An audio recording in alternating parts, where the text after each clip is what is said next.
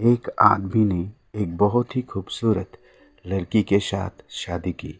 शादी के बाद दोनों की ज़िंदगी बहुत प्यार से गुजर रही थी। वह उसे बहुत चाहता था और उसकी खूबसूरती की हमेशा तारीफ़ किया करता था। लेकिन कुछ महीनों के बाद लड़की चर्म रोग से ग्रसित हो गई और धीरे धीरे उसकी खूबसूरती जाने लगी।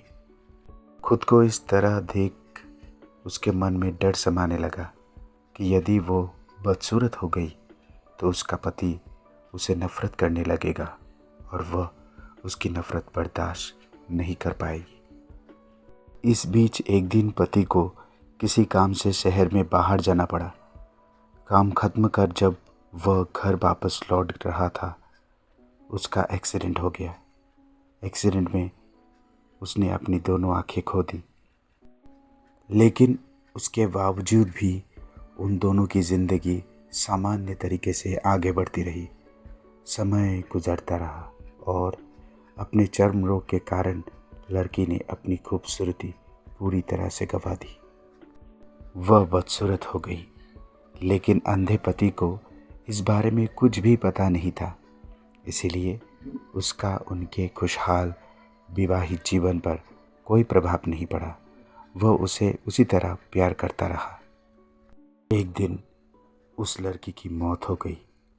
पति अब अकेला हो गया था। वह बहुत दुखी था। वह उस शहर को छोड़कर जाना चाहता था। उसने अंतिम संस्कार की सारी क्रियाविधि पूर्ण की और शहर छोड़कर जाने लगा।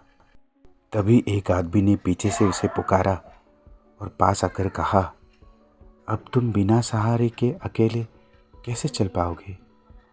इतने साल तो तुम्हारी पत्नी तुम्हारी मदद किया करती थी। पति ने जवाब दिया, दोस्त, मैं अंधा नहीं हूँ। मैं बस अंधा होने का नाटक कर रहा था। क्योंकि यदि मेरी पत्नी को पता चल जाता कि मैं उसकी बदसूरती देख रहा हूँ तो वो उसे उसके रोग से ज़्यादा दर्द देता। इसीलिए मैंने इतने साल अंधे होने का दिखावा किया। वह बहुत अच्छी पत्नी थी। मैं बस उसे खुश रखना चाहता था। ये कहानी हमें सिखाती है, खुश रहने के लिए हमें भी एक दूसरे की कमियों के प्रति आंखें बंद कर लेना चाहिए और उन कमियों को नज़रअंदाज कर देना चाहिए। तभी एक पति पत्नी हमेशा खुश रह पाएंगे। धन्यवाद।